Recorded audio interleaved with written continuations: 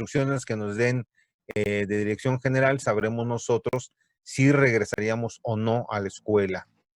Entonces, para no perder más tiempo, pues continuemos con la parte teórica, por lo menos vayamos avanzando en esto y veríamos, ya teniendo, le digo, con certeza la fecha, si regresamos o no regresamos, qué prácticas podríamos hacer para que ustedes no perdieran completamente el laboratorio.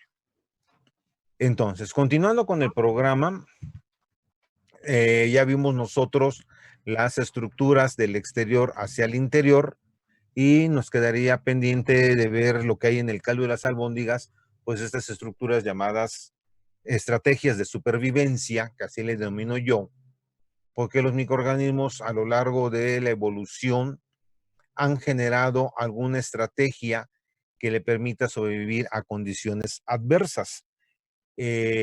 Cuando en el ambiente hay escasez de nutrimentos o hay alguna señal que ellos detectan en el quorum sensing o a través de los receptores que tienen transmembranales, pues van a detectar que las condiciones en el ambiente no son propicias para su desarrollo. Entonces, la espora es una estructura de resistencia y para poder diferenciar a una espora bacteriana a una espora de hongos, pues vamos a denominar a la espora bacteriana endoespora. ¿Por qué? Porque se forma dentro del cuerpo de la célula madre. Esto es una estructura de resistencia, como les comenté, desde el principio hemos estado hablando de esta estructura, y es una forma de diferenciación celular que tienen los microorganismos porque las estructuras que forman parte de la espora difieren pues significativamente de las estructuras que forman la célula vegetativa, es decir, la membrana, la pared, las diferentes cubiertas que presenta. Y en forma natural, una bacteria esporulada va alternando a lo largo de su ciclo de vida la forma vegetativa y la forma esporulada. Entonces, estas estructuras se han encontrado en hallazgos arqueológicos que tienen, pues, imagínense las momias egipcias de 3.500 millones, o no, 3.500 años antes de nuestra era, y después del descubrimiento, pues las culturas más antiguas son las egipcias, por lo menos 3.000 años han estado ocultas estas esporas y las han podido recuperar colocándolas en medio de cultivo. Entonces es una estructura que permite sobrevivir a condiciones completamente adversas. De forma natural, una célula cuando crece, desarrolla, forma el mesosoma, empieza la división del cromosoma, me va a formar dos compartimentos del mismo tamaño y va a segregar los cromosomas en ambos lados para formar dos células idénticas. Eso es el ciclo normal de la célula. Pero cuando la célula detecta que hay una señal externa que no le es favorable al microorganismo, va a formar un septo acéntrico. Es decir, no va a empezar el mesosoma en el centro del cuerpo, sino en una porción, en un extremo de la célula, lo cual me va a formar dos compartimentos, uno pequeño y uno grande. En el pequeño se mantendrá toda la información genética de la célula madre en estos dos compartimentos. Esta estructura la vamos a denominar preespora y esta estructura empezará a hacer la diferenciación con las diferentes síntesis de cubiertas que la van a ir envolviendo y la célula madre ahora se dedica a producir todo lo que requiera la espora para ir creciendo, madurando, hasta que la espora llega y destruye a la célula madre, la lisa, para liberar la espora. Ya la endospora, ahora fuera libre en el ambiente, pues vamos a denominarle espora. Este es el ciclo de una bacteria que es esporulada. Y como verán ustedes, están marcados con números romanos en cada fase del desarrollo de la espora.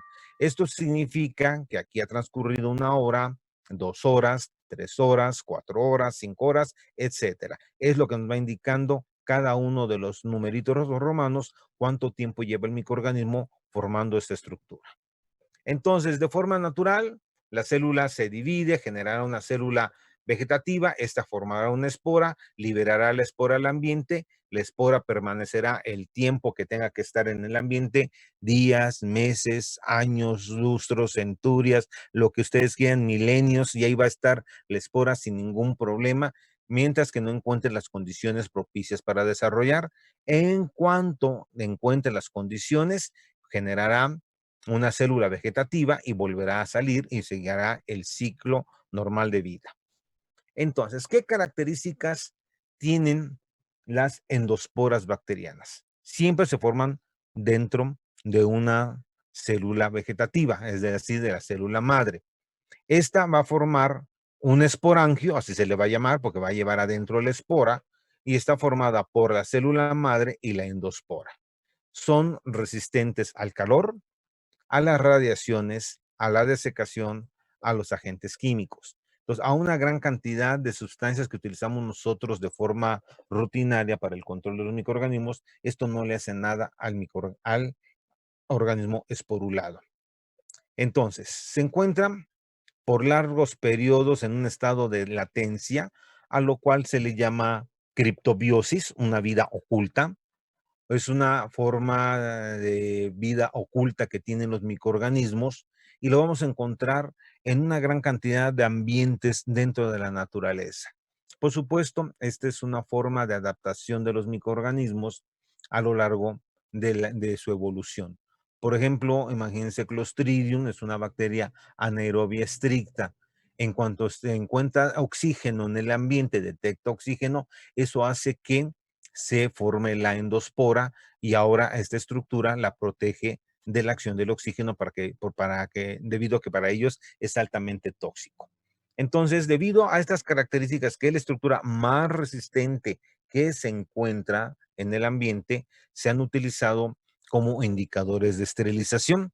En estos frascos ámpulas se colocan entre 10 a la 8, 10 a la 9 esporas del microorganismo que yo quiero probar en un medio de cultivo, y en el proceso de esterilización estos tubitos se colocan dentro del autoclave, y si el proceso de esterilización es capaz de inactivar a la espora que está aquí adentro, se considera que todo el producto que estuvo en el autoclave está estéril. Si después de esterilizar aquí hay desarrollo del microorganismo, significa que el tratamiento no fue el adecuado para inactivar al microorganismo y por lo tanto todo lo que se esterilizó pues no se cumple con la norma y se tiene que destruir. Entonces, la espora puede ser de diferentes formas y localizaciones dentro de un organismo, y esto va a ser un criterio taxonómico también para los microorganismos esporulados. Es decir, yo puedo tener una espora central, una espora subterminal o una espora terminal. Puede no deformar al bacilo o lo puede deformar, y estas características, le digo, son también claves taxonómicas para la identificación de los microorganismos. Entonces, ¿qué características tienen las endosporas? Les digo, pueden ser deformantes o no deformantes del bacilo, se encuentran en la posición central, pueden estar en posición subterminal o terminal, que es característica de cada microorganismo. Entonces, cuando nosotros las observamos al microscopio, se observarán como unas estructuras altamente refringentes. ¿Qué significa esto? Que permiten el paso de la luz. Van a ser brillantes completamente, y la espora puede estar dentro de la célula madre, a lo cual le vamos a llamar esporangio, o espora cuando ya está en forma libre dentro del ambiente. Estas estructuras son impermeables a una gran cantidad de sustancias, el agua no puede pasar a través de ellos, y aun cuando una espora está en un ambiente completamente hidratado, si las condiciones no son favorables en el ambiente, la espora no germinará. La forma puede ser esférica o puede ser oval, su posición central, terminal o subterminal, dentro de la célula madre, dentro del esporangio.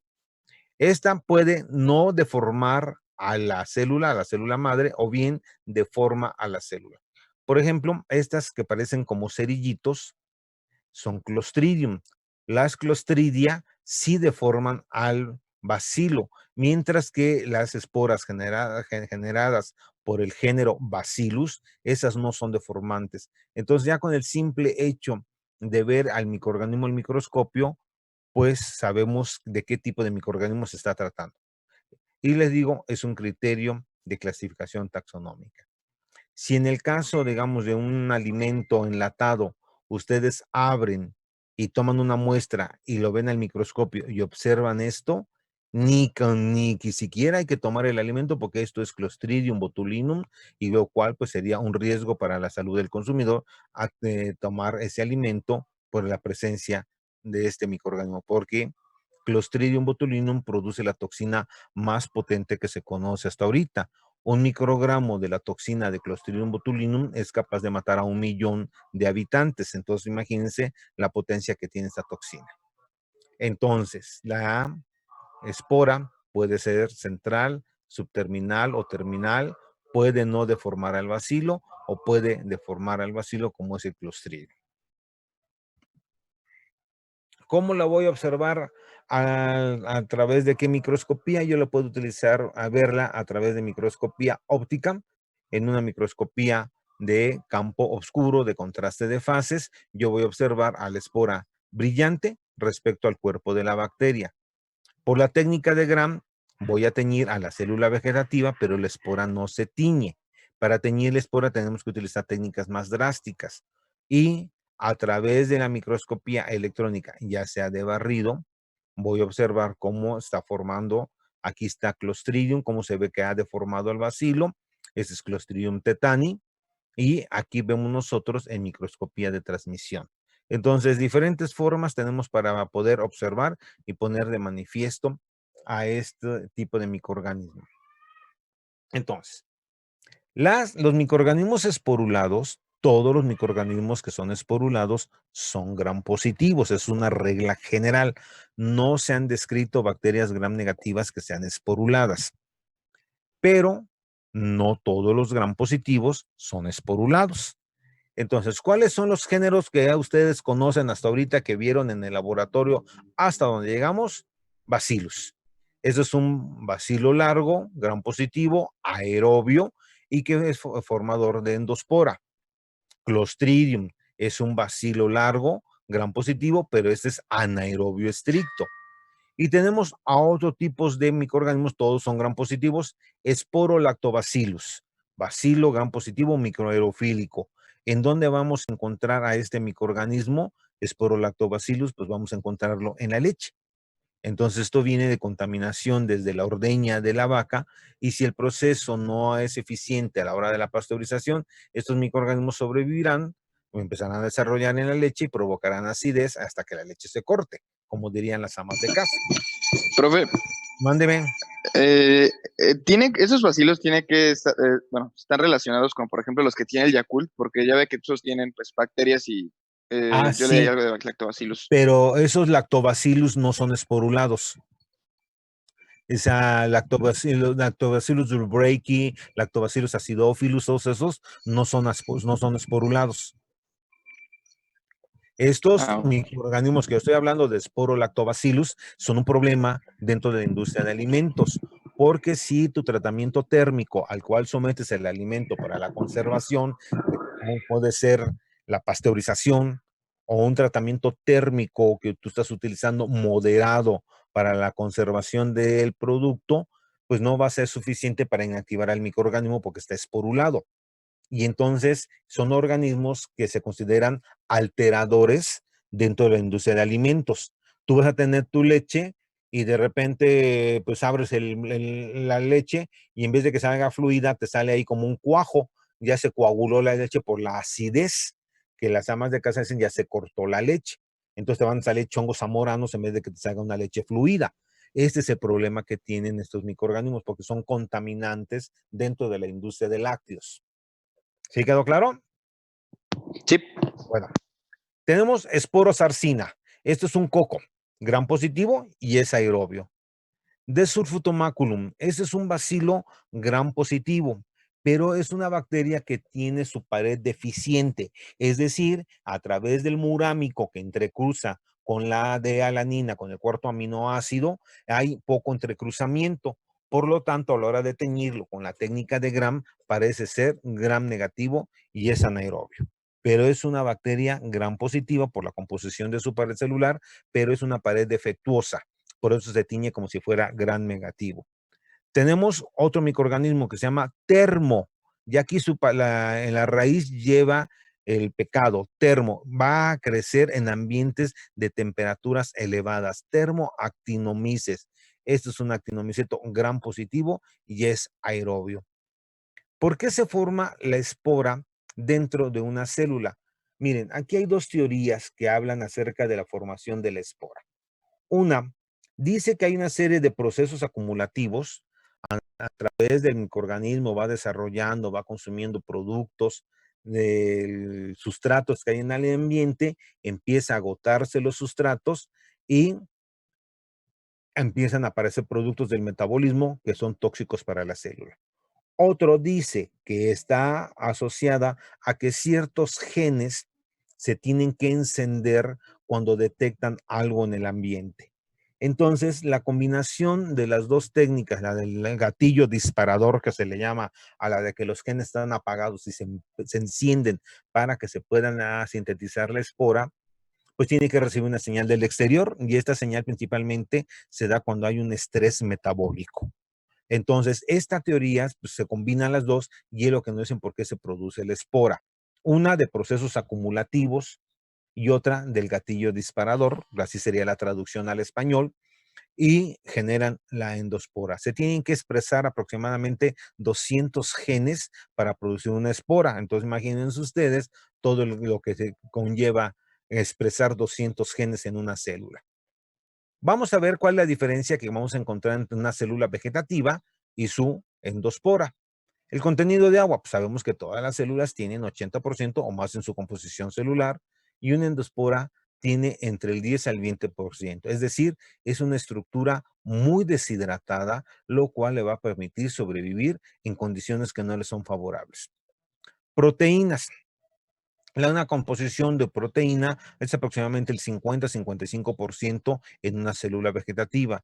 En cambio, en una célula, en espora, pues la proteína pues anda entre el 70-80% en su composición de toda la estructura. Entonces, muy alto el contenido de proteínas. Pero algo importante, las proteínas que forman parte de la endospora van a tener una gran cantidad de aminoácidos azufrados. ¿Por qué? Porque los aminoácidos azufrados lo que van a intervenir es en formar puentes disulfuro. Entre más puentes disulfuro forme la proteína, más compacta, más rígida, más estable, más resistente a una gran cantidad de acciones de agentes físicos y químicos. En cambio, en una célula vegetativa, pues no tiene tan elevado el número de aminoácidos azufrados. Contenido de calcio. El contenido de calcio en el caso de una célula vegetativa es baja y en el caso de una espora es muy alto.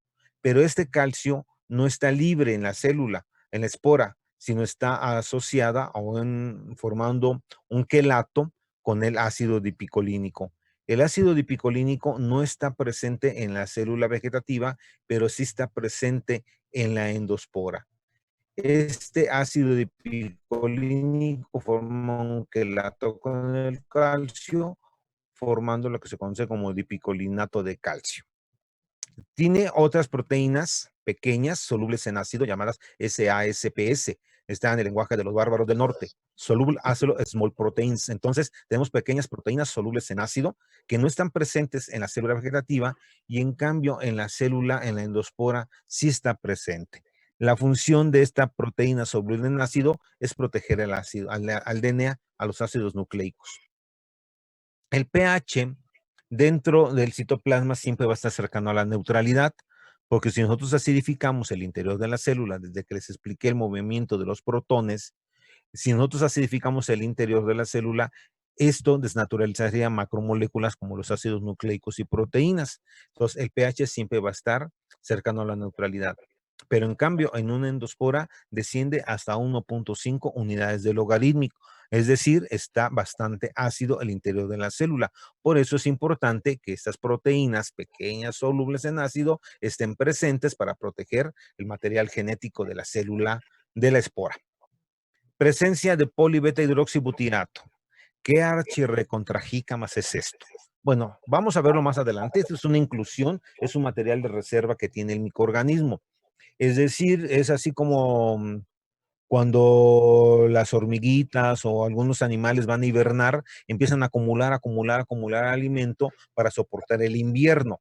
Entonces las bacterias, cuando empiezan a ver una deficiencia de la fuente de nitrógeno en el ambiente, empiezan a acumular material de reserva, fuente de carbono. Así como nosotros formamos la llantita, las bacterias también van a formar su llantita de este compuesto de polibeta hidroxibutirato. Esto está presente en la célula vegetativa, pero no está presente en la endospora. ¿Por qué? Porque a partir de este precursor energético va a sintetizar los contenidos, va a ser la energía que necesita para sintetizar la espora. La capacidad de tinción, las bacterias se tiñen fácilmente, es una tinción simple, utilizar un solo colorante, pero la endospora necesita técnicas especiales, no se tiñe tan fácilmente. Sensibilidad de enzimas como la lisozima, que rompe la pared celular, el enlace beta 1,4 de la peptidoglicana, la acción de los beta-lactámicos de las cefalosporinas, que inhiben la síntesis de pared celular. La célula bacteriana es sensible a la acción de estos antibióticos y de estas enzimas. En cambio, a la espora le hace lo que el viento Juárez, no le va a hacer absolutamente nada. Actividad metabólica está presente, claro, porque obtiene energía, y en el caso de la endospora es muy bajo. No podemos decir que es metabolismo cero, porque metabolismo cero significaría que estaría muerta. Ya tiene un metabolismo basal, y hasta ahí le vamos a dejar, pero no va a ser como diputado. No produce nada. Entonces, así de fácil, así son las endosporas. ¿Cómo está formada la endospora? Va a tener un core, que es el citoplasma. ¿Qué vamos a encontrar en ese citoplasma? Pues el DNA, RNA, ribosomas, todo lo que hay en el citoplasma de la célula madre, ahora lo van a compactar en este pequeño cuerpo que se llama core, corazón. Va a estar cubierta por una pared celular. Ah, caray, no es la primera la membrana. Aquí viene la pared celular. Luego viene la membrana citoplásmica. Vean cómo están invertidas aquí las cosas. Ya se empezó a hacer algo diferente. Y luego tenemos nosotros la corteza y tenemos la cubierta interna y la cubierta externa. Y luego vamos a tener, aparte de esto, el exosporium, que sería la cápsula de esta estructura. Mira cuántas cubiertas presenta. 1, 2, 3, 4, 5, 6 cubiertas. ¿Y cuántas cubiertas presenta una bacteria? Membrana, pared, cápsula, y si fuera gram negativa, membrana externa, o sea, 4 cuando más. Ahora aquí vean el número de cubiertas. Y esto es lo que nos explica en gran parte por qué las endosporas son más resistentes, porque tienen más cubiertas que las protege de la acción de los agentes físicos y químicos. Entonces, como dijo el descuartizador, vamos por partes. Vamos a ir viendo de qué está formada cada una de ellas y de dónde proviene. Entonces, vean ustedes, aquí le están representando, aquí está la fotografía de la endospora y vean ustedes todas las cubiertas que presenta. Corteza, cubierta interna, cubierta externa, exosporium, membrana, fotografía electrónica y ya endospora. Esta fotografía electrónica es de una bacteria llamada Bacillus cereus, que esta se encuentra principalmente en cereales. Es muy frecuente aislarlo a partir de cereales, en arroz frito, arroz sushi, en todos estos donde hay una gran cantidad de almidones, porque le encanta el almidón a esa bacteria, y la espora a la hora de estar presente en el arroz soporta bien el tratamiento térmico a la hora de la cocción, y cuando nosotros consumimos este arroz contaminado, pues nos puede provocar daño, una intoxicación alimentaria, que así se le conoce, y pues este microorganismo produce dos síndromes, uno que se llama emético, nos provoca vómito, y otro, el síndrome diarreico. Eso depende de la cantidad de células que uno consuma en el alimento. Bueno, entonces, eso nada más fue como algo cultural, de que recuerden, para que vean que existen estos microorganismos y que pueden estar asociados a intoxicaciones alimentarias. Entonces, la primera parte, lo del centro de la endospora llamamos core o protoplasto. Esto representa entre el 10 al 15% del peso seco de la célula. Está rodeado por una membrana y una pared germinal. ¿De dónde viene la membrana? Pues de la membrana de la célula madre, y es una pared celular que es parecida a la peptidoglicana. ¿Por qué es parecida? Porque hay modificaciones, porque todo esto viene de la célula madre. Y recuerden, para poder sintetizar la peptidoglicana tiene que tener el molde. Si la bacteria pierde completamente la pared celular, no puede sintetizarla. Entonces, a partir de este molde, la célula va a sintetizar la pared cuando germine la espora. Está completamente deshidratada, lo cual contribuye a que esta estructura sea resistente a la acción del calor y de las radiaciones.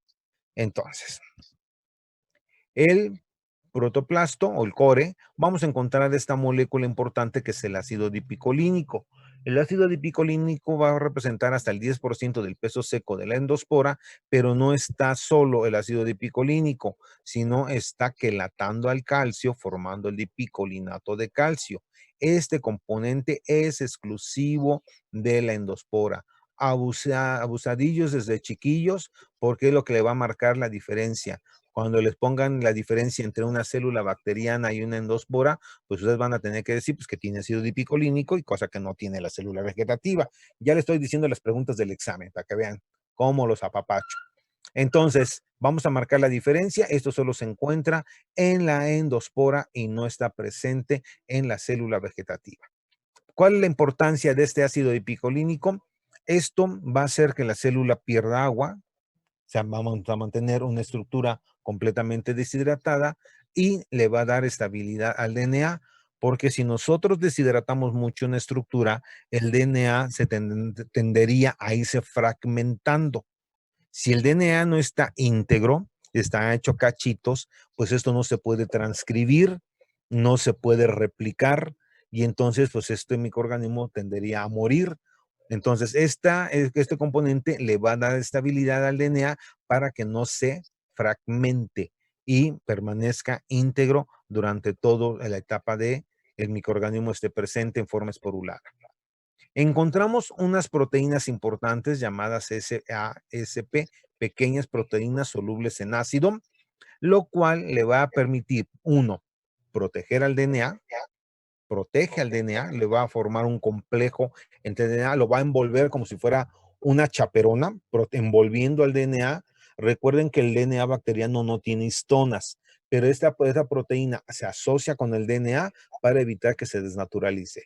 Y por otro lado, estas proteínas pues van a servir para cuando la célula vuelva a crecer, vuelva a germinar la espora.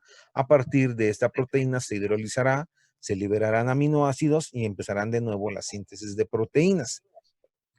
Presenta una baja actividad metabólica para que el microorganismo no genere ni un ATP. Pero como no genera ATP, tampoco consume nada. Es decir, no hay metabolismo endógeno dentro de la endospora. Pero el paquete ya lo lleva integrado el microorganismo. Al momento de generar la endospora, va a formar el 3-fosforoglicerato. Esta va a ser la moneda energética, va a ser como su cheque de cuando la espora entre en actividad activa para germinar, pasará a 2-fosforiglicerato y de 2-fosforiglicerato pasará a fosfonolpirúvico y de aquí entrará pirúvico y entrará a la obtención de ATP. Entonces, mientras que la célula esté dormida, esté en un estado de dormancia, de criptobiosis, el 3-fosforiglicerato permanece dentro de la endospora y no será consumido.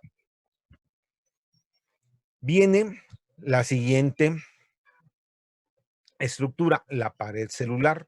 Esta pared celular pues va a estar asociada principalmente hacia la membrana citoplásmica, proviene de la composición de la peptidoglicana. Esta peptidoglicana viene de la célula madre, pero tiene una característica. Los enlaces tetrapeptídicos se han modificado para formar una estructura bastante rígida. La función va a ser proteger al microorganismo y aparte, al germinar, dará origen a la pared celular de la célula vegetativa. Esto le permite al microorganismo, el entrecruzamiento que tiene esta pared modificada, va a hacer que el microorganismo soporta la resistencia osmótica, es decir, ustedes tienen a una célula en un medio hipotónico, en agua destilada, la pasan a agua de mar, un medio completamente hipertónico, y no le pasa nada a la espora bacteriana, no se lisa, no revienta, porque esta estructura compacta le permite soportar el cambio de la presión osmótica. La corteza representa en el 20% del peso seco de la endospora y proviene de una peptidoglicana. ¿De dónde viene? Pues de la pared celular de la célula madre. Pero esta peptidoglicana tiene un entrecruzamiento muy laxo, muy débil, tienen pocos entrecruzamientos, a diferencia de la pared germinal que sí tiene una gran cantidad de murámicos entrecruzados. ¿Por qué?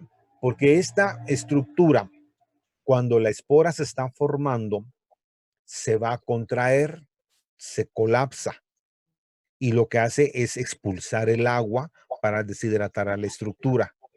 Pero cuando la célula va a entrar a una actividad metabólica grande para germinar, entonces esta estructura se hincha y absorbe los nutrientes que hay del exterior hacia el interior para que la célula germine. Entonces, tienen dos funciones: deshidratar y mantener a la célula completamente seca, y le confiere resistencia al calor, a las radiaciones, a la luz ultravioleta y a la desecación. Entonces van viendo ustedes cómo cada una de esas estructuras le van confiriendo cierta resistencia que el microorganismo de forma natural pues es sensible hacia estas acciones de estos agentes físicos y químicos.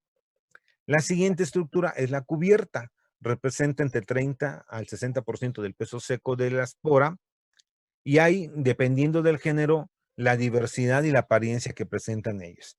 Está constituida por proteínas, como parecida a la queratina, y es rica en aminoácidos azufrados para generar puentes de sulfuro, hacer una estructura muy compacta, y aparte aminoácidos hidrofóbicos, lo cual hace, aparte de formar tantos puentes de sulfuro, hacer una estructura compacta, cerrada. Al tener aminoácidos hidrofóbicos, la hace impermeable a todo lo que esté alrededor, entonces el agua no puede pasar y por lo tanto todos los desinfectantes que utilizamos nosotros disueltos en agua, Maestro Limpio, Pinol, alcohol, cloro, todo lo que utilizamos nosotros que tenemos que diluir en agua, pues no le van a hacer absolutamente nada al microorganismo por esta cubierta. Y cuando se sintetiza este componente a la hora de la esporulación, los microorganismos adquieren la resistencia hacia los agentes químicos. Pero fue una pregunta. Mándeme. Pero si es resistente a los agentes químicos, ¿cómo es que el glutaraldehído sí las mata? El bueno, dentro de los agentes químicos que nosotros tenemos para eliminar microorganismo, solo hay dos agentes químicos: los aldehídos y el óxido de etileno. Estos son agentes alquilantes y lo que van a hacer es desnaturalizar y por eso provocan la muerte. Pero lo vamos a ver en el siguiente parcial cuando veamos mecanismos de acción de todos los agentes físicos y químicos. Calma, ahí lo vamos a ver cuando lleguemos al tema de esterilización. Sí, ahí lo vamos a ver, sí. ¿De acuerdo? Vale. Pero Sí. son agentes alquilantes. Entonces, ¿qué es lo que hacen los agentes alquilantes? Van a reaccionar con los grupos SH, con los grupos sulfidrilo. Entonces, forma el enlace entre el grupo azufre con la molécula. Y entonces esa parte de la estructura queda infuncional. Y así es la forma en que van a actuar. Bueno, entonces, llegamos a la siguiente parte, el exosporium. El exosporium es una estructura que no todas las células la tienen. O sea, algunas pueden presentar esta estructura o no, que sería como una cápsula para el microorganismo. Está constituido por proteínas, polisacáridos y lípidos. Esto va a estar envolviendo, se va a autoensamblar y no tiene ninguna ventaja para el microorganismo, es decir, no le confiere ninguna resistencia a la espora la presencia del exosporo. Es decir, no todos los tienen, se presentan como ejemplo, por ejemplo, en Bacillus cereus, Bacillus megatherium y algunas cepas de Clostridium. Y en esta estructura, a partir de la corteza y el exosporium, van a haber una serie de pelos que le permiten al microorganismo anclarse, adherirse a una superficie. Entonces vamos a encontrar unas protuberancias como si fueran pelos, nada más que los pelos recuerden que miden 6 nanómetros, estos pelos miden 25 nanómetros, es decir, son más gruesos que un flagelo, y estos apéndices lo que le hacen es permitir adherirse a la superficie, a la espora. Es la función que tiene. Entonces, durante el ciclo normal, la célula vegetativa va a dar origen a dos células idénticas, porque todas las bacterias se van a dividir por fisión binaria.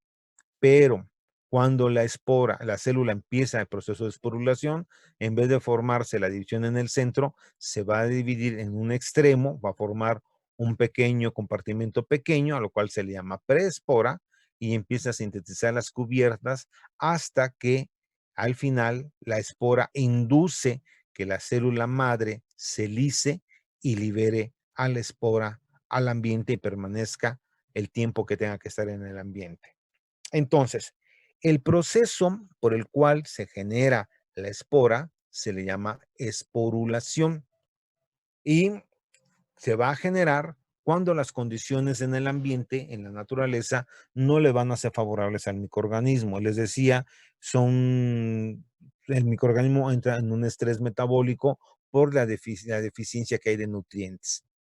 Se va a llevar a cabo esta formación de la espora al final del crecimiento del microorganismo, al final del crecimiento exponencial. No es un proceso obligado para el microorganismo, pero los microorganismos que son esporulados tienen la ventaja de poder sobrevivir en la naturaleza.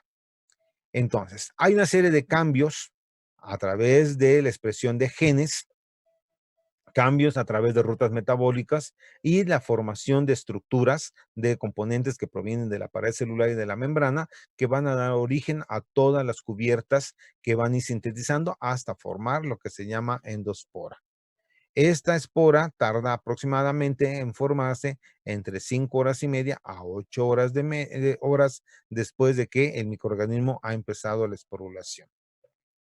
Les decía que hay dos hipótesis que generan la esporulación. Uno es el gatillo disparador, que dice que hay una serie de factores que inducen que el microorganismo sintetice las estructuras para formar la espora, y la otra que es de un proceso múltiple acumulativo, donde se van agotando los nutrimentos y van acumulándose productos del metabolismo, lo cual hace que la célula esporule. La combinación de ambas hipótesis, pues es lo que explica por qué la célula esporula. Este es el proceso de esporulación de un microorganismo como Bacillus subtilis. Vean ustedes, aquí en la división celular se forman en el mesosoma, exactamente en medio del cuerpo, para formar dos células idénticas. Pero en la formación de la espora se me van a formar los septos acéntricos. Este mesosoma no se va a formar en el centro, sino se van a depositar en cada extremo, en cada polo, por llamarlo así, de la bacteria. Uno de ellos seguirá la formación de la espora y el otro se aborta. Una bacteria solo produce una sola espora. Pero, ¿qué es lo que sucede? Viene el mesosoma y hay una invaginación de la membrana. Esta membrana, si ustedes ven, esta es la cara interna y esta es la cara externa. A la hora de que esto envuelve al material genético, se invierte la polaridad de la membrana. Es decir, la cara interna pasa a ser la cara externa y la externa pasa a ser la cara interna.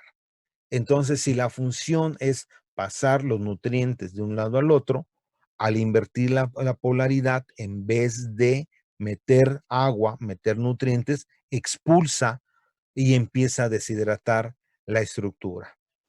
Empieza a formarse la espora, está formada una membrana, y después la peptidoglicana se va a meter lo cual quedará atrapada entre dos membranas.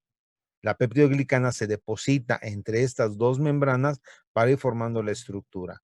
Se degrada una de las membranas para formar únicamente la pared, la membrana, y empieza la formación de la cubierta interna externa. Se empieza a formar la corteza, después se hará la síntesis del exosporium y hasta que se sinteticen completamente las cubiertas y se libere la célula. Entonces, Profe, mándeme. ¿qué dijo que se intercambiaban? Queda la pared celular queda metida entre dos membranas. Ahorita vamos a ir viéndolo. Les voy a repetir esto, va de nuevo. Miren, Gracias. ahorita para ver si queda después de esta explicación y les vuelve a quedar duda, volvemos a responder. Miren, el proceso de esporulación tarda entre 5 horas y media a 8 horas. Y entre cada tiempo que va sucediendo, se va marcando con número romano. Y entonces, si me da 1 hora, pues lo voy a marcar como fase 1. Entonces, en la fase 0, aquí es donde la célula va a detectar que la célula está enfrentándose a condiciones que no son favorables y entonces ahora va a empezar a formar un septo de división. Entre la primera hora, la fase 1, se van a formar 2 septos acéntricos y el cromosoma se va a formar como si fuera un solo filamento a todo lo largo del cuerpo de la célula. Se forman 2 espículas en la pared, cerca de estos polos, hacia el interior, y lo cual va a formar la invaginación, una invaginación para ir rodeando al material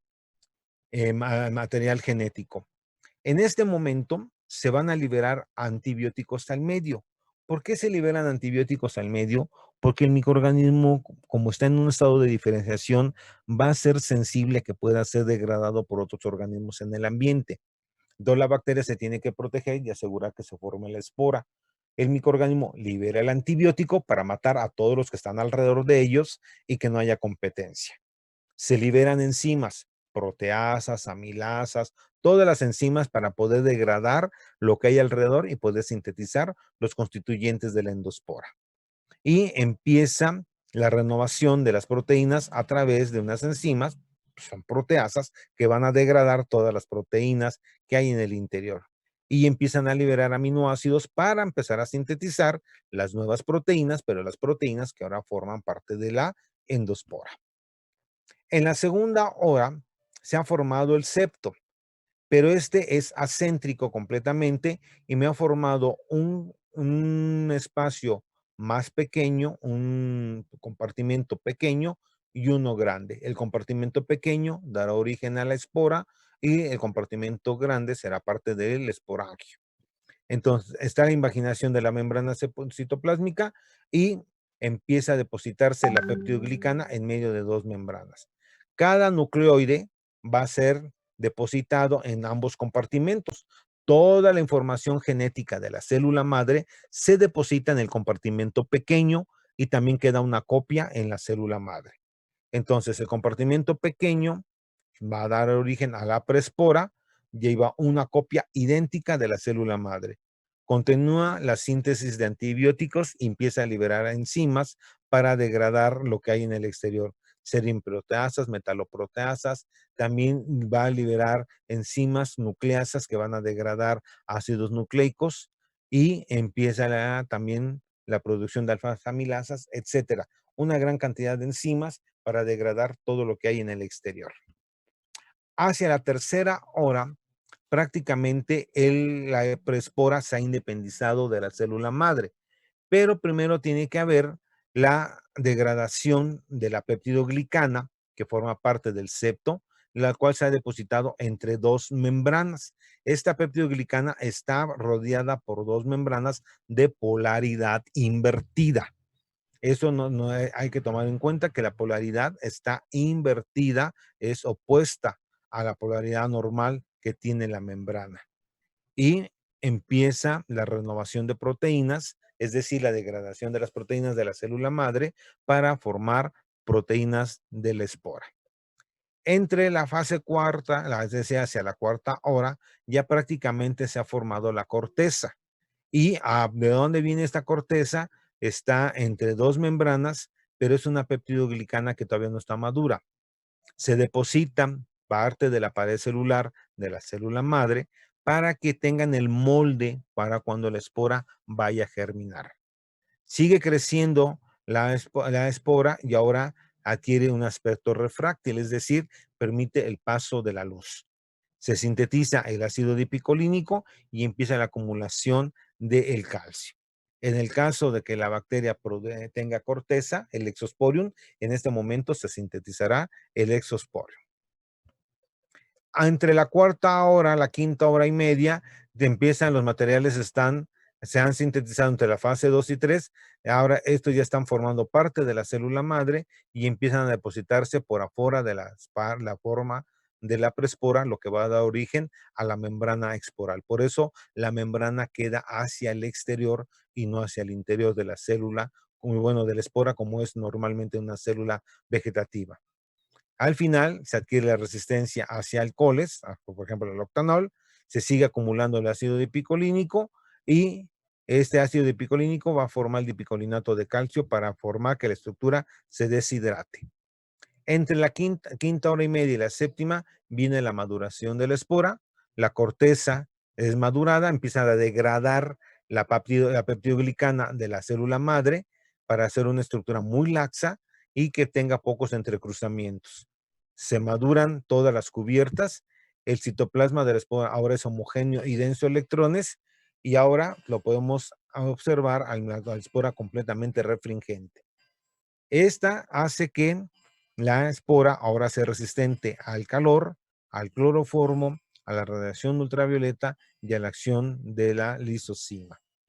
Y hacia la última hora vendrá la fase de maduración, lo cual ya la espora está completa, ya se ha formado el exosporo en todas las cubiertas y la espora induce que la célula madre se lise a través de enzimas y libere a la espora al ambiente y pueda permanecer por mucho, mucho tiempo en el exterior. Entonces, ¿qué es lo que está sucediendo? 1. El material nuclear se duplica y se condensa formando un filamento largo a lo largo de todo el cuerpo de la bacteria y la célula libera antibióticos y enzimas al ambiente. 2.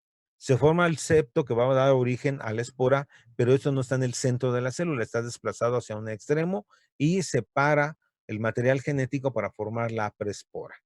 Se degrada la pared celular y empieza a formarse el protoplasto en una forma unidireccional para ir formando las cubiertas de la endospora. Y esto está rodeando a la pared celular por una segunda membrana. Viene la síntesis de la corteza, se deposita la peptidoglicana entre las dos membranas, la estructura se va a deshidratar porque empieza la síntesis del dipicolinato de calcio, se sintetizan las cubiertas de que van a estar hacia afuera de la membrana para ir formando la cubierta externa, se sigue acumulando el dipicolinato de calcio y se sintetizan las proteínas que protegen al DNA.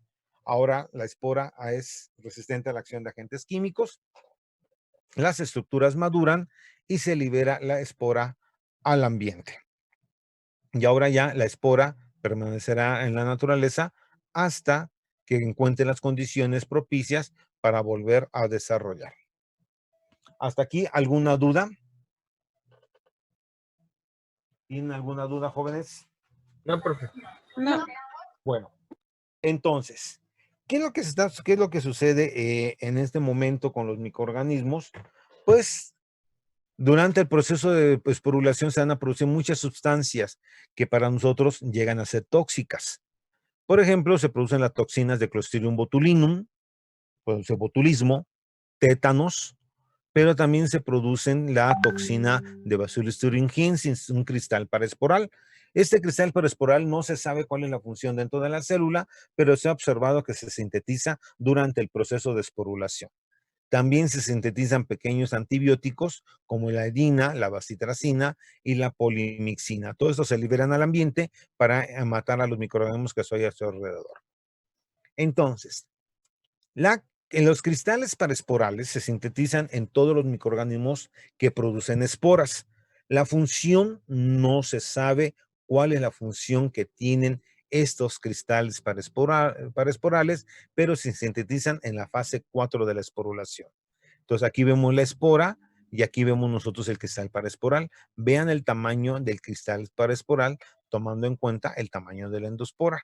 Le digo, la función no sabemos para qué es, pero es una toxina muy importante y se ha utilizado en la formulación de bioinsecticidas, ya que va contra las larvas de los lepidópteros y algunos insectos que son como plaga en los cultivos, y para las personas que se dedican a la agricultura, pues para ellos significa pérdida cuando llegan todas estas plagas.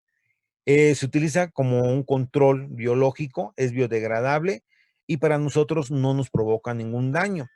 Es inofensivo para organismos superiores, para llamados así, y se presentan en géneros como en especies como Bacillus thuringiensis, Popilis, Cereus y otros tipos de bacilos. Y a través de ingeniería genética se ha logrado codificar esta proteína en plantas, a lo cual se llaman organismos genéticamente modificados o OGMs. Y entonces, si ustedes tienen la curiosidad, googleen del verbo to Google, pongan arroz BT, papa BT, maíz BT. ¿Por qué BT? Porque viene de Bacillus thuringiensis y se hace a través de ingeniería genética. Entonces, este cristal paraesporal es una toxina para los insectos. Esta proteína se ha clonado en las hojas de las plantas. Cuando llega el insecto se lo come. ¿Y por qué para nosotros no nos provoca ningún daño? Primero, el sistema nervioso central de estos animales, de estos insectos, es ventral y nosotros tenemos el sistema nervioso dorsal. Es a través de la espalda donde baja todo el sistema nervioso y para ellos lo tienen en el vientre. Otra característica, la, la toxina va unida por un puente disulfuro y por lo tanto esa se tiene que hidrolizar, romper, separar y liberar la fracción para que sea absorbida a través del intestino. Pero algo importante, en el intestino el pH de estos insectos es alcalino y nuestro pH es ácido. Por lo tanto, pues esta proteína no se hidrolizará a través por la acidez que tenemos en el estómago y en el intestino, lo cual facilitará que sea degradada fácilmente a través por el pH alcalino y la digestión del insecto, liberará las dos unidades, las cuales se absorberán encontrando los receptores y llevará a la muerte del organismo. Entonces, esto se ha hecho a través de ingeniería genética, es cortar y pegar, se corta y se pega, no es ciencia, es corte y confección, y se clona dentro de una planta. Y pues el insecto cuando llega, pues provoca la muerte de la plaga en los cultivos, en los lugares donde se siembran y evitan así la pérdida para el agricultor. Por supuesto, esta idea pues era innovadora, era buena, pero alguien, ya saben que en la ciencia nunca falta estos que van un paso adelante. Entonces, estos científicos lo que hicieron fue clonar en maleza, no en la planta, para evitar alguna ONG como Greenpeace, que está en contra de los cultivos genéticamente modificados. Y lo que hicieron fue clonar la toxina en la maleza para cuando llegaran los insectos se consumieran la maleza y se murieran las plagas. Pero sucedió que no es una plaga, sino es una visita que tenemos cada año que viene desde el Canadá, que viaja miles de kilómetros para llegar a los bosques de Oyamel que están entre Michoacán y el Estado de México, es decir, la mariposa monarca. La mariposa monarca se comió la hojita y mató a millones de monarcas también por este tipo de ingeniería genética que le hicieron en la planta. Por eso le digo, la idea es buena, pero hay que saber dónde clonarlo, en qué tipo de cultivo, para evitar pues el daño en especies pues que que son benéficas para nosotros, que ayudan a la polinización de forma natural de las plantas. Profesor, Bueno, mándeme, ay, perdón. no te oigo. ¿Puedes acercarte más al micrófono o subirle el volumen? ¿Ya me escucha? Un poquito mejor. A ver, Ah, ok. Entonces, estas toxinas son similares más fuerte, no te oigo. si estas toxinas son similares a los hongos entomopatógenos que A ver, ¿alguno de los compañeros le escuchó para que repita la pregunta porque no se lo oye? Que si son similares a unos hongos. No escuché muy ¿Por bien. qué no mejor que lo escriba en el chat? ¿Cuál es la pregunta? A ver, Pero no te enojes. mándeme.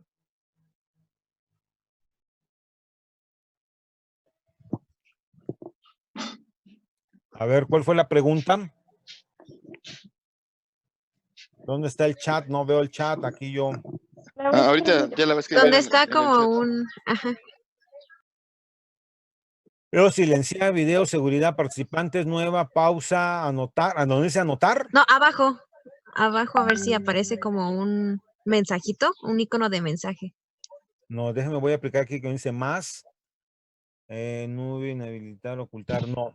Si no, No. ahorita que nuestra compañera le escriba, como si Usted es me la visible el chat pregunta. para. Ajá. Sí, bueno. Entonces, ahorita contestamos la pregunta. Háganla y yo la contesto.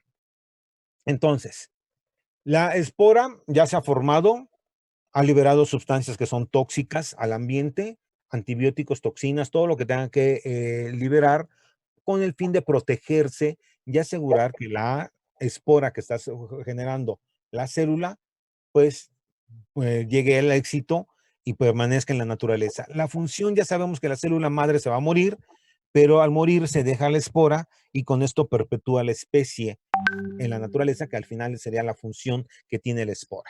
Bueno, la espora ya les dije que se han encontrado en hallazgos arqueológicos, y si ustedes han visto en algunos programas de Nat Geo y de todas esas cosas, hay una niña que se llama la niña de la nieve. Es una momia inca que encontraron en la cordillera de los Andes, que quedó congelada, la enterraron, yo creo que se murió, ahí la dejaron enterrada, pero su cuerpo estaba completamente intacto. Y por supuesto se la llevaron y la mantienen congelada porque la descongelación afectaría el cuerpo.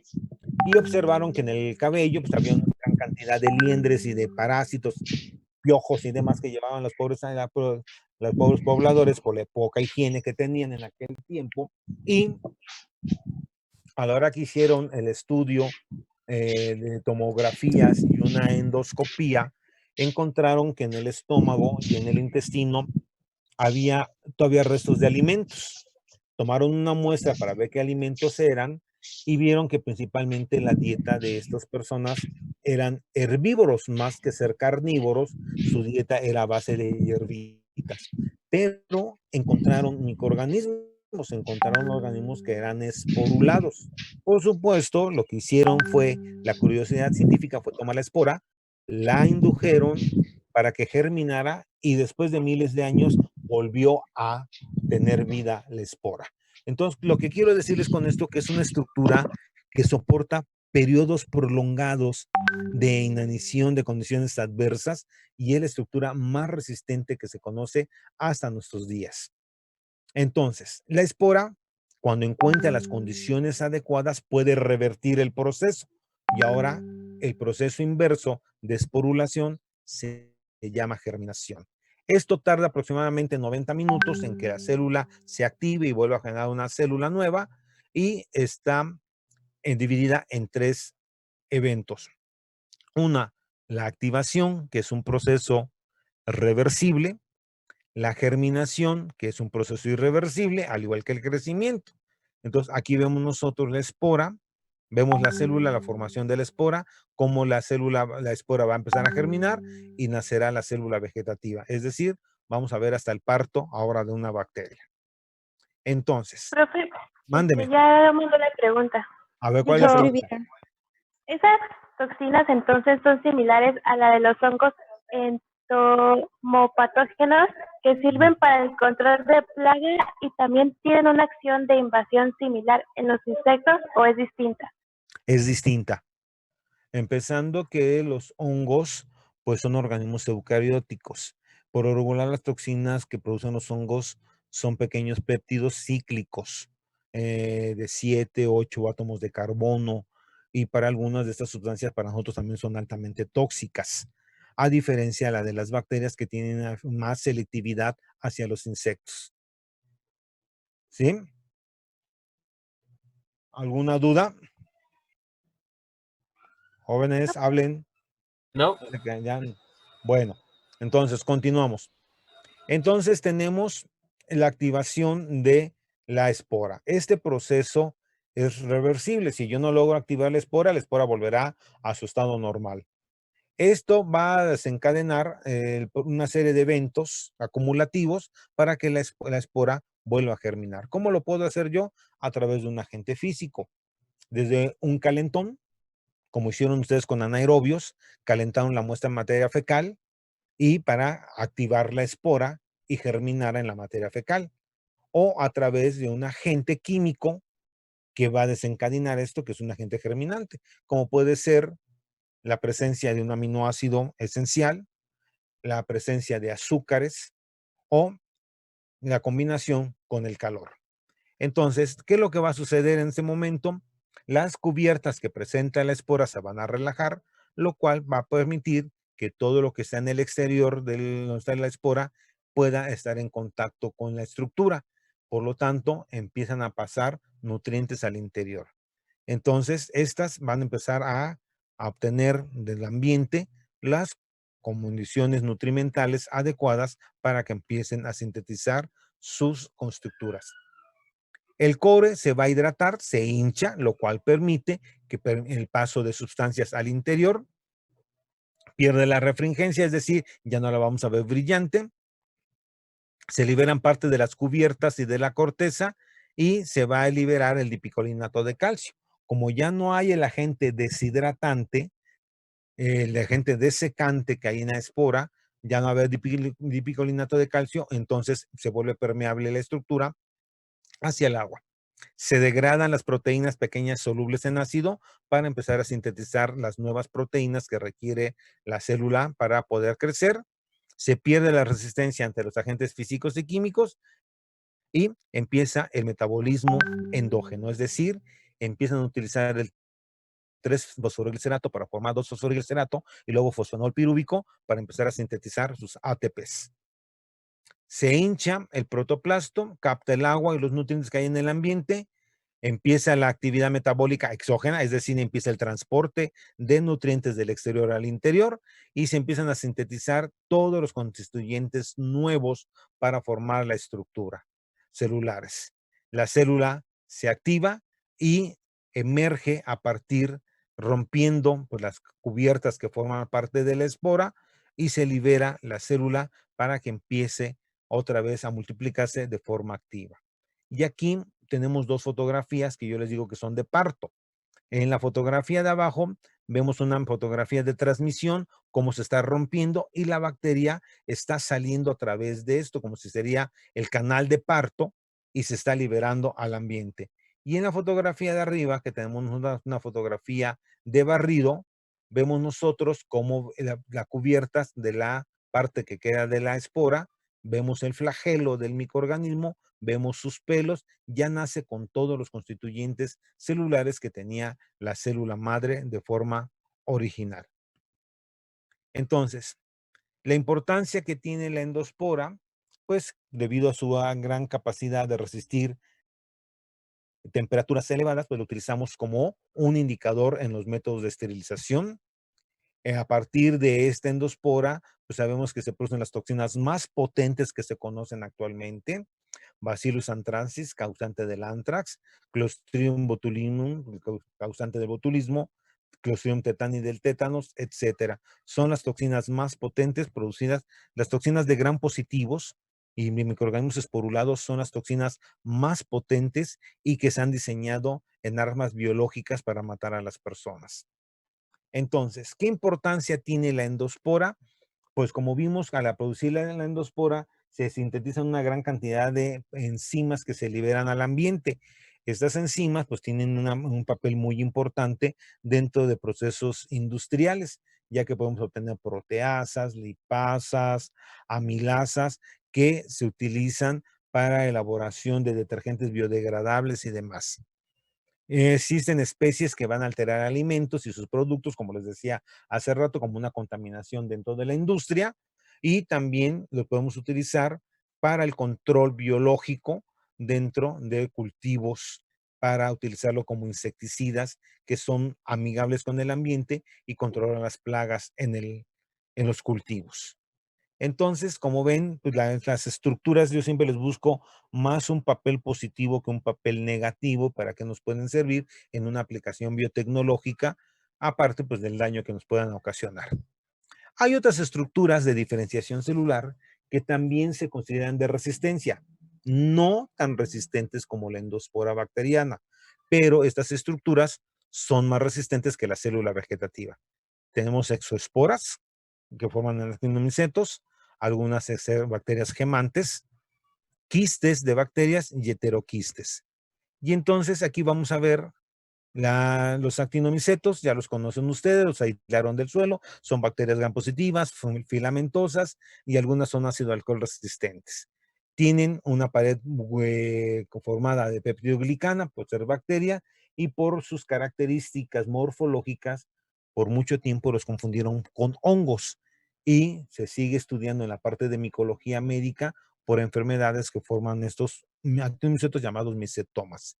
Son las exosporas, estas esporas se producen fuera de la célula, se dan por un engrosamiento de la pared celular de la célula vegetativa, lo que lo hace más resistente a la acción del calor y la deshidratación. ¿Qué tipo de esporas van a producir? Conidiosporas. ¿Y le suena esto a hongos? Cuando vieron hongos, las conidias que forman los hongos, o forman esporangiosporas, que también están dentro de un pequeño saco, como si fueran hongos. Entonces, vean ustedes, los conidios son muy parecidos a los que producen eh, los hongos, y por eso por mucho tiempo a estos organismos fueron considerados hongos.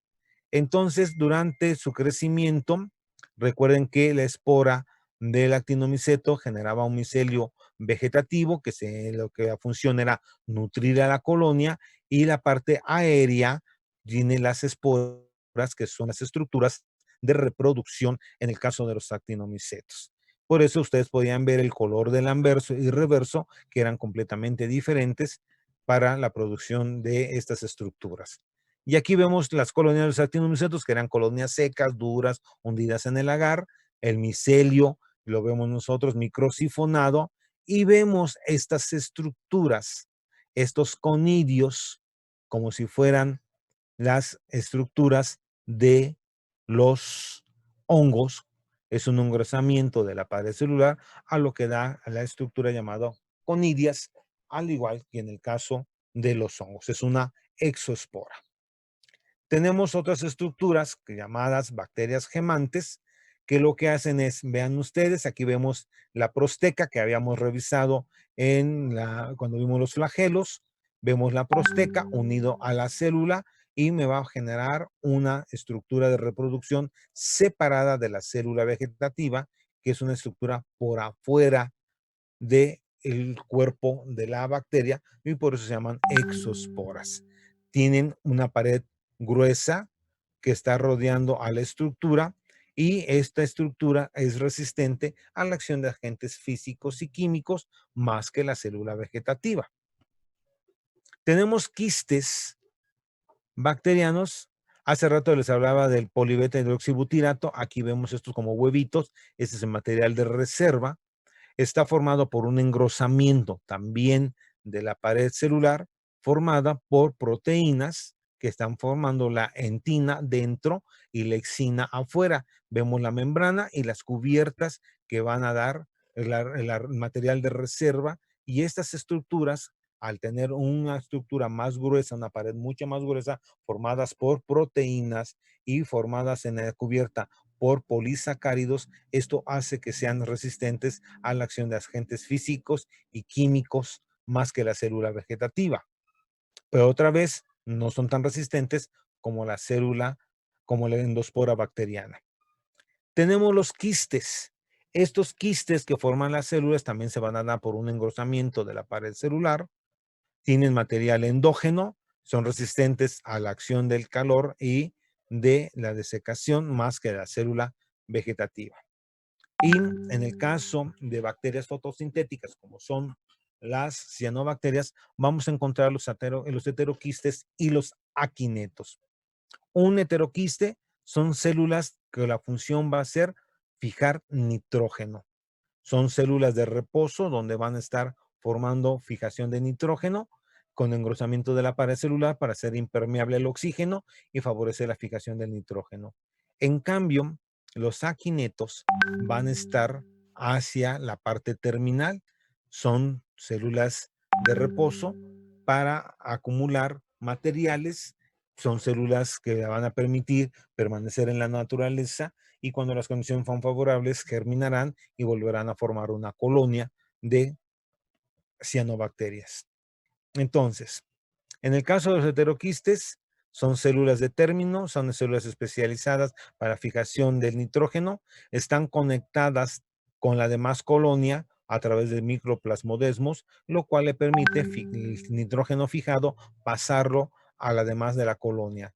Está formada por una pared celular modificada, que está formada por diferentes cubiertas, lo cual impide el paso del oxígeno, y encontramos tapones de cianoficina, es decir, pigmentos antena para llevar a cabo la fotosíntesis. Entonces, estos tilacoides que carecen de ficobilisomas no pueden utilizar la fase 2 del fotosíntesis y por lo tanto no liberan oxígeno.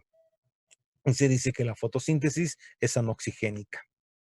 Y aquí vemos nosotros un heteroquiste.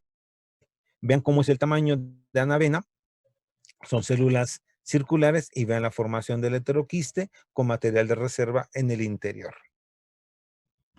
Aquí nosotros vemos los heteroquistes, vean cómo está la pared más engrosada, a diferencia de la pared celular comunicada para favorecer el pasar el nitrógeno que han fijado hacia la demás colonia. En el caso de los aquinetos de los hormogonios, son estructuras de reposo, es decir, para reproducción, se acumulan con diferentes cubiertas a partir de la pared celular y vamos a encontrar material de reserva en el citoplasma. Cuando las condiciones mejoran en el ambiente otra vez, podrán dividirse, formar septos de división y empezar a formar la colonia otra vez. Aquí vemos una estructura, un de resistencia llamado aquineto. Aquí vemos la colonia. Vean el tamaño del aquineto, es mucho más grande que la célula vegetativa. Aquí vemos nosotros el aquineto y vamos a ver los hormogonios porque se forma una división en el interior. La división de la pared celular va a dar a esta estructura llamada hormogonio y estas son estructuras de reproducción para los microorganismos. Aquí vemos los hormogonios dentro de estas células filamentosas que son las cianobacterias. Aquí vemos el hormogonio, que es una estructura de reproducción para los organismos más que de resistencia, pero como son más resistentes que la célula vegetativa, se consideran estructuras de resistencia. Y terminaríamos nosotros el día de hoy con los hormogonios, hasta ahí nos quedaríamos, y el próximo jueves veríamos nosotros las inclusiones y la célula eucariótica, y la próxima semana, toda la semana, hablaríamos de virus, y después de virus vendría metabolismo bacteriano, y hasta ahí llegaría el segundo examen parcial. Entonces les pido que me envíen la tarea que les había dejado, hacer el cuadro ya completo, me lo envíen para tener la evidencia de que han estado trabajando ustedes junto con las presentaciones que les he enviado. Les voy a enviar esta presentación con los resúmenes que no les he enviado. Les tengo pendiente el resumen de material genético, el resumen de estas estructuras de diferenciación que son las endosporas y la de las inclusiones. Para que ya tengan todos los 3 resúmenes, se los envío en el transcurso de la semana para que tengan toda la información. Profe. No sé si tengan preguntas. Bueno, yo sí, una relacionada con eso. ¿Para cuándo es la fecha de entrega del cuadro, el de las estructuras? A mí me gustaría que esta semana me la entregaran. No sé cómo van, deben ya ir bastante avanzado después de todo lo que hemos visto. Sí. No podemos entregar a la otra ¿No semana. podría ser el lunes? Ajá.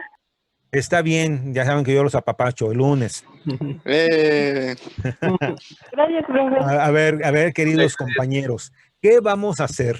O sea, el mensaje ayer del director general, del doctor Mario Rodríguez Casas, pues está muy ambiguo, no dice prácticamente, no sé, o yo no le entendí lo que escribió él, o porque realmente no dice, ni hay fecha tentativa de regreso.